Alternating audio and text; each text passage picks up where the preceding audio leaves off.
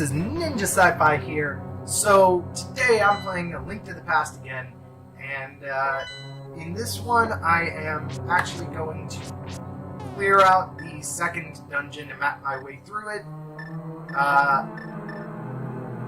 Yeah, so just a reminder, today there will be two videos going up. There's this part and there's another part that I'm going up because it is this dungeon. And, you know, as far as I've seen so far, that's the way it's going to go for a bit, is that there will be two parts released on every day I can do that, because I'm doing all these dungeons in two parts. Usually I feel my way through the dungeon, get used to it, and then I go back and, kill the boss. Usually in the first video, I find my way to the boss room, get used to the layout of the dungeon, etc., etc. And in the second video, I kill off the boss. However long that takes. So, unless I just do really well on the third dungeon, that's the way it's gonna go. And between videos, I get myself to the entrance of the next dungeon so that I can just hop into it. I could record it, but I would just end up editing it out anyway, so there's not really a huge point to doing that. Also, I hate those stupid wormhole things. Wormholes, actually, that's a good name for those enemies.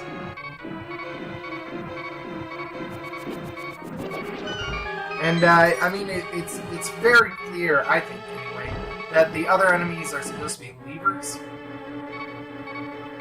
Like, they pop out of the ground, they have the same hook things on them. They're definitely meant to be levers. I don't really know why there are two variants. As far as I can tell, they act the same. They spin and everything. Jeez. Yeah, those are levers. Then we got some emeralds and some wormholes.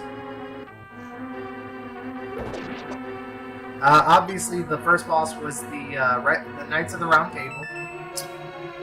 And so, yeah.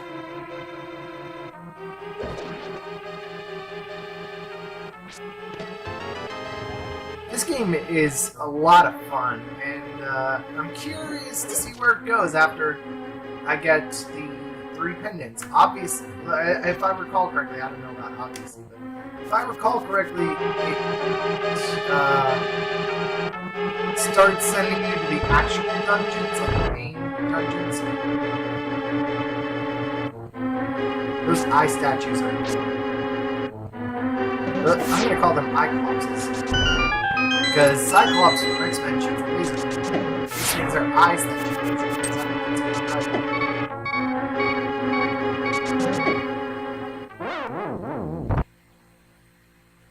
So, also in this video I do a lot of editing. I basically just put myself back to where I was. Like there, you can see that's an obvious cut. It's just in the interest of keeping the video going. Getting, seeing new territory, things like that. Because, the video is just 30 minutes of me wandering around mindlessly. So, one thing I do like is that, up until now, and this could change later on in the game, but up until now, I haven't seen one of the most annoying things from the original game, which is there were parts in certain dungeons where you had to clear out a room, move a block, and it would reveal, a hidden staircase after you killed all the enemies in the room that you could kill. And that staircase would take you down, and that, if you go down there, it'll be, down, across, and then up. And when you go up, you're in a different part of the dungeon. You can only get to that part of the dungeon through that secret passageway by killing off the enemies. And oftentimes they were enemy types that just kind of conflicted with one another. So there would be these things that try to grab you and hold on to you, and they'll take your shield. But there were also these wizards that shoot beams at you from afar, and you have to be up close and personal and stay in one place. You really can't do anything but hit them with the sword. So, unless you have the ranged sword where you have full health and you're shooting them, you're really kind of just stuck to be their prisoner in a sense, and it's conflicting enemy types. Here, like, the enemies have, like, yes, I got hit by the enemy, like there, I got hit by the enemy, but it kicked me out of the wormhole's grab, out of his grasp, which I really like. Got some tingles right now. High drops.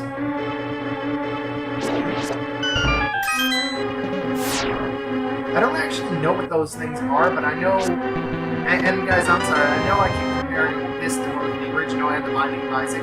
That's because, well, I compare it to the original because it's a sequel, and I compare it to the Binding of Isaac because the Binding of Isaac copied a lot of ideas from this, and, or mechanics at the very least. So there are actually eyeballs, like there are just eyeballs in the Binding of Isaac that shoot laser beams.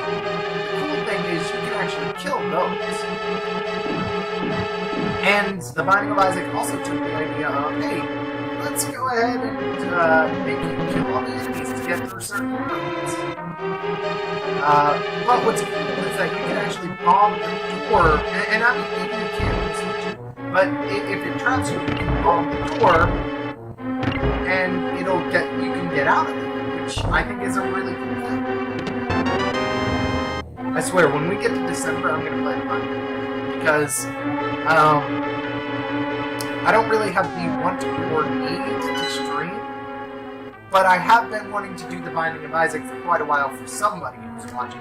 And since I'm doing videos on a YouTube channel, it seems like a good thing to do. So, because I love the Binding of Isaac, absolutely. So, I'll do that.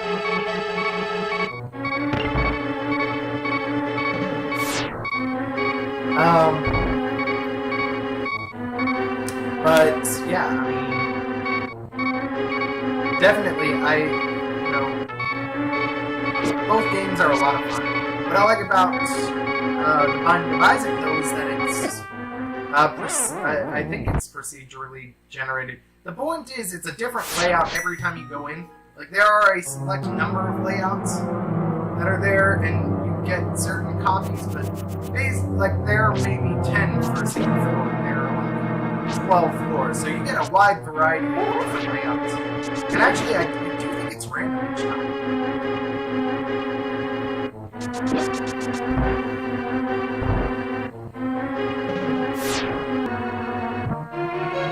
I really do like this game, and again, I'm going to go as far as I've said this before, but I'm going to go as far as I can without a walkthrough. And if for whatever reason I just feel like I'm really stuck, then I'll go ahead and stop doing videos and do a walkthrough. But as of right now, they give you enough hints and things. I died there and just or no, I opened up menus is what it is. I try that's another thing I'm doing is I'm trying to cut out menus like maps and things like that. I do use the map when I find it a lot. But I tried to be I tried to cut it out because, you know, but that was a quick thing. It wasn't really worth cutting out. And it was just to check to make sure the Titan glove wasn't something I had to equip. Or not the Titan glove, the power glove. The Titan Smith later on. And I thought the Titan Smith let you do giant boulders. Maybe it's just like super giant boulders that the Titan Smith does. I don't know. But with the Power Man, I mean, or with Power Glove, I was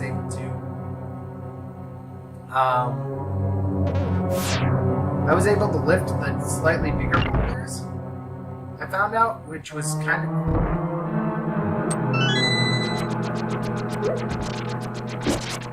These flying tiles, but yeah, I mean, definitely, I'm gonna keep doing this for a while, so long as I don't get stuck, because I do really like it.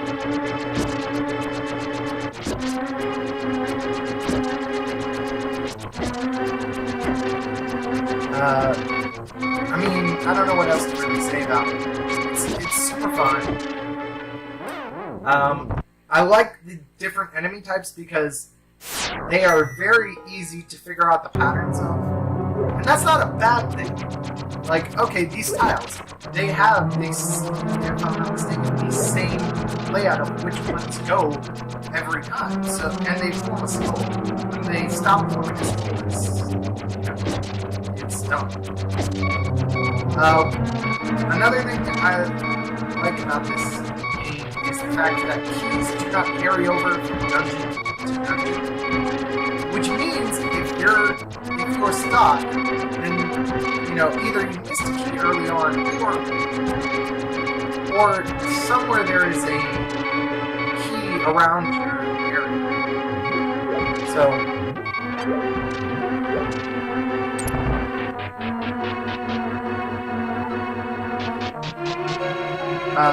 that's really cool. Like, because in the first one, they actually placed doors that would take you to areas that you just couldn't go to. Really, like you would enter into them and maybe you could see enemies that were right there in your immediate path, but basically you were stuck. And that means you could waste keys, which means you would have to go find the shop to buy it, and that's assuming that you memorize where the shop is. But what I also like is the fact that there's a combination of rooms where you have to, use keys to get through, rooms where you have to hit switches to get through, and rooms where you have to kill all enemies. And so it provides enough variety that you're not constantly doing the same thing. And it also gives a bit of a challenge, without being too much of either one. It's not like, oh, there are 8 different types of rooms. Holy crap, which one is this one? It's 3. So, if you can't find the switch. And the best thing to do is just to look at the door. Like, this one had a key door, but I was trying to move everything to find a key because it didn't have a key. The tile ones were, the tile ones there was a key room. And I had a key.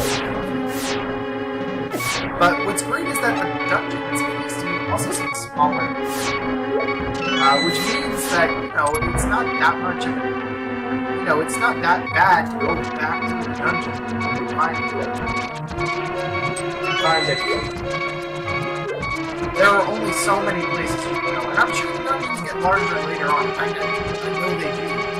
But even so, with a map, it's very manageable. I'll be honest, a lot of times when I did these rooms here, this one and the other tile one, I had no idea that you didn't have to look. So I was just like, gotta avoid all the tiles. Actually, this one I purposely did. The other one, I didn't realize it was a key room. Here, I realized it, I thought maybe it gave me something. Wait, like even a heart would be nice. And then there should be an edit right here. Oh no, I showed myself. Oh, okay. That's okay. I know I said this already, but I really like the fact that you can rapid fire the bow after you get it. Oh, so you burn the 4 little plate braids. You burn the 4, or you put fire in the 4 braziers, and it pushes the wall to the side, it reveals the boss door, which is really cool. So guys, in the next video I'll defeat the boss. Thank you so much for watching. I'm Ninja Sci-Fi. As always, like, comment, subscribe, and share. This is a really fun game, and I definitely want to do some more of it. With that in mind, guys, have a good day. Bye-bye.